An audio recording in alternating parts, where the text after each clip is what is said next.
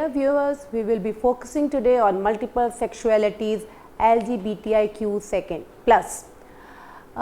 This pertains to the course Understanding Gender in Law, and we have already in our previous sessions we have discussed the concept of and the definition of LGBTIQ plus, and we have also discussed the social issues faced by the LGBTIQ communities. But today we will be focused on the legal problems or legal protections which is available to the LGBTIQ in India. Now, deeply embedded homophobic or a transphobic attitude often combined with lack of adequate legal provisions or protections against discrimination on the grounds of sexual orientation and gender identity expose many lesbians, bisexuals and transgender, intersex and queer LGBTIQ people of all ages in all regions of the world to egregious violations of their human rights. They are discriminated against in the labor market, in schools and in hospitals, mistreated and disowned by their own families.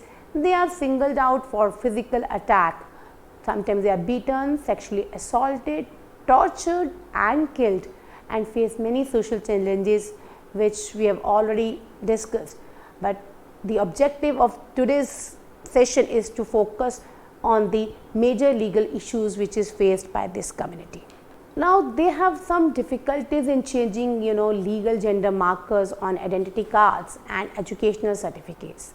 The process of changing legal gender markers is not standardized across the government departments and state authorities, and this means that trans people are left at the mercy of officers who may or may not be knowledgeable about the trans issues. There is also lack of state recognition for partnership or marriage of queer or homosexual people. This means that a lot of people live with shame or in hiding and are unable to access benefits like shared bank accounts, adoption rights as co-parents, etc. There are lack of protective laws. For example, LGBTQI people face mental, physical, sexual violence from their families, partners, society and law enforcement officials.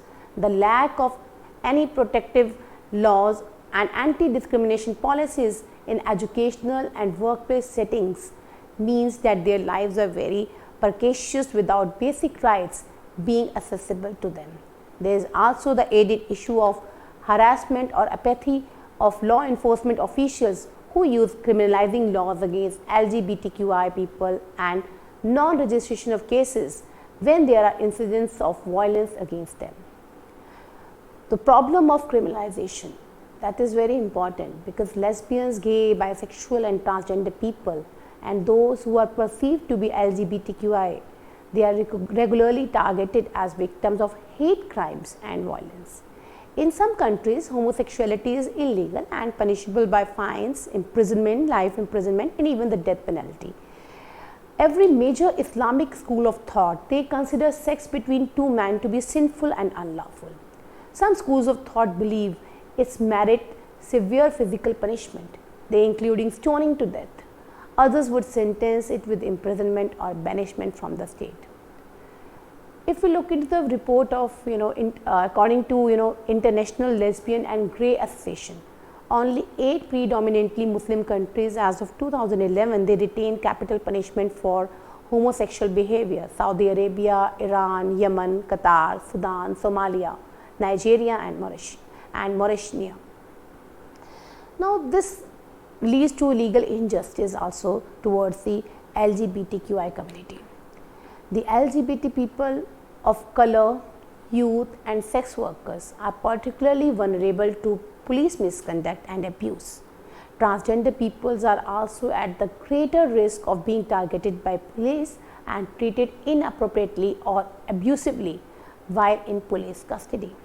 In cases of queer or trans people who run away from their parents or lovers after reaching the age of 18 from their families, they are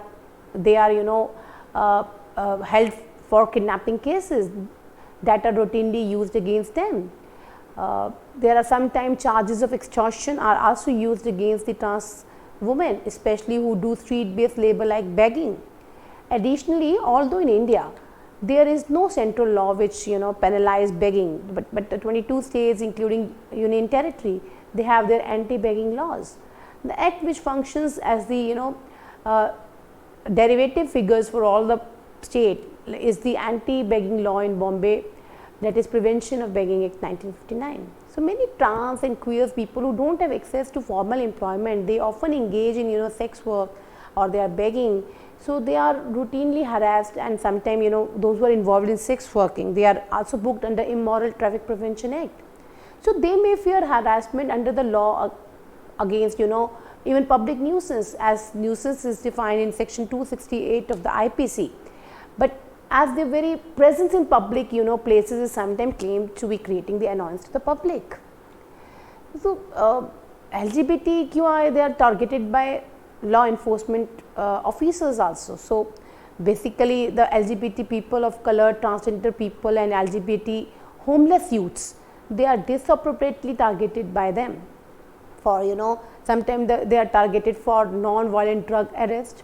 They are more likely than most maybe sometimes depends upon the caste or a color, heterosexual middle class drug users to face the drug possession charges, and they often receive harsher sentencing. Once imprisoned, these people are frequently targeted for additional harassment in an already inhumane prison system. In many instances, the LGBTQI individuals, they are not legally protected from abusive and discriminatory accusations, as many oppressive legal ordinances and laws restrict these identified individuals from sharing the same basic human rights and privileges as those who do not identify them as LGBTQI. Even in the sports, it has been seen that many literature is available on this point, that there is a significant barrier to participation continue to exist for lesbian, gay, bisexual and transgender people in sports. Lesbian, gay, bisexual and transgender people, they continue to face homophobia, biphobia, transphobia and other barriers to participate in the sports, and to a lesser extent in other physical activities also. So this has a negative impact on the number of LGBT taking part in the sports. It's not only even if the woman candidates is going to the Olympic, they also have to undergo a test sometimes. So that is also a discriminatory practices which is existing. But right now the debates are going across the universe, and many issues, they are raising their voices and they are claiming their human rights, they are raising their voices against the discrimination. So gay right movement originally is focused on the rights of homosexual men and women, but it has since then came to advocate equal rights for bisexual, transgenders and queer individuals, in addition to a gay man or a lesbian. So the movement began in late in the 19th century, and now it's continued in the 21st century. So organizations such as Human Rights Campaign and the International Lesbian, Gay, Bisexual, Trans and Intersex Association, along with individual activists such as Harvey Milk, Audre Lorde and Larry Kramer, they increased the movement's visibility and contributed to its efforts to promote human rights and fight against discrimination against LGBTQI persons. The issue of primary importance for the movements have included repealing the anti-sodomy laws, combating the HIV/AIDS epidemic, securing marriage rights for gay and lesbian couples, and lobbying governments for non-discriminatory policies in employment, housing and other areas of life. And especially in UK, this progress is taking place. Now, in recent years, India has also seen an increasingly visible LGBT movement. Now, with pride marches held every year in the major cities like Delhi, Mumbai, Kolkata and Bengaluru. However, most conversations around LGBTQI rights are still restricted to mainland India. The linguistic and cultural diversities within the states of the northeast, namely Assam, Meghalaya, Manipur, Tripura, Mizoram, Nagaland, Arunachal Pradesh, Sikkim, also make it difficult to imagine a single queer movement in the region. But though I have talked about that, they face legal injustice sometimes, suffer from the discrimination from even the law enforcement officers. There are certain positive legal developments happening in India which we can call out from the important judgments of Supreme Court.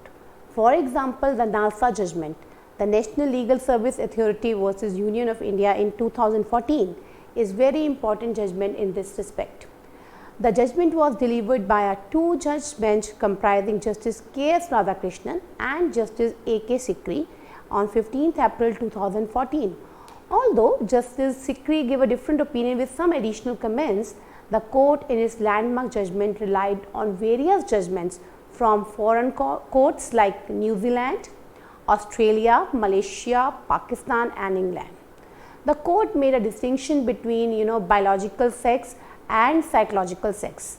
The court said no to the gender identification based on biological sex and gave full importance to the identification based on psychological sex. The court ruled that all the provisions in the international conventions, including the Yogya Karta principle, must be recognized and followed provided they align with the fundamental rights which is granted by Part 3 of the Constitution. The court held that transgenders fall within the purview of Indian Constitution and thus are fully entitled to the right granted therein. Article 14 of the Constitution, it grants equality to any person, which means man, woman and transgender, and as such they are also granted equal protection of law. They have equal rights in employment, health care, education and civil rights. Discrimination on the grounds of sexual orientation and gender identity represents inequality before law and unequal protection of law, and therefore violates Article 14, which is the fundamental right of all the citizens. The court further added that transgender individuals have freedom of expression under Article 19 of the Constitution, whereby they can talk, dress, act and behave in a manner they like. They also have a right to live a life of dignity under Article 21 of the Constitution, which provides for right to life and dignity, life and liberty to all the citizens of country. The court held in this case that the state and central governments must grant transgenders full recognition in the eyes of law so that they can get education and health care without being subjected to any kind of discrimination. The court also decided that hijras or eunuchs, they are to be treated as a third gender. It made various declarations and directions to the center and state governments, such as to operate separate HIV zero surveillance centers, provision for separate public toilets and appropriate medical care in hospitals for transgender. So the impact of this judgment is yet to be seen in the society, because it has to be implemented in the manner in which the court wants to. In the case of Navtesh Singh Johar and others versus Union of India in 2018, the 5-judge bench unanimously declared that Section 377 was unconstitutional insofar it is criminalized two adults of the same sexual orientation having consensual sexual intercourse, and that it was a matter of utmost privacy. It overruled the decision of the bench in Suresh Kaushal versus Naj Foundation. The court relied on its own decision in National Legal Service Authority versus Union of India, where it reiterated that gender identity is intrinsic to one's personality, and denying the same would mean violation of one's dignity. It would be violative of their fundamental right to privacy if we discriminate between the LGBT based on the grounds that they form a minority of the population. The bench also referred to Shafeen Jahan versus Ashokan, KM and Shakti Vahini versus Union of India cases to reinstate that an adult's right to choose a life partner of his or her choice is an aspect of individual liberty. Something that two individuals belong to the LGBTQI community they decide to do in a private is no manner harm the public decency or morality. Intimacy between consenting adults of same sex is beyond the legitimate interest of the state. The Chief Justice relied on the principle of transformative constitutionalism and progressive realization of rights and held that the Constitution must guide society's transformation from an archaic to a pragmatic society where the fundamental rights are fiercely guarded. So, it was further stated that the constitutional morality would prevail over the social morality. They also affirmed that homosexuality was not an aberration but a variation in the sexual orientation of an individual. Now, the effect of this case is that it decriminalized all consensual sex among the individuals, including alternative sexualities that were the target of this section of the IPC. However, it is the very important aspect of this is the consent, because if there is a consent between the two parties, then there is no offense, but the consent is the explicit communication of willingness to engage in sexual or a romantic relationship. It is important because anything that is outside consensual sexual or romantic relationship can be treated as a violence and triable under different sections of the IPC.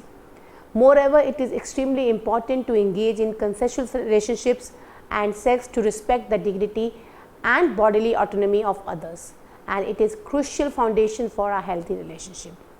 Now, section 90 of the IPC code considers certain aspects as not consent.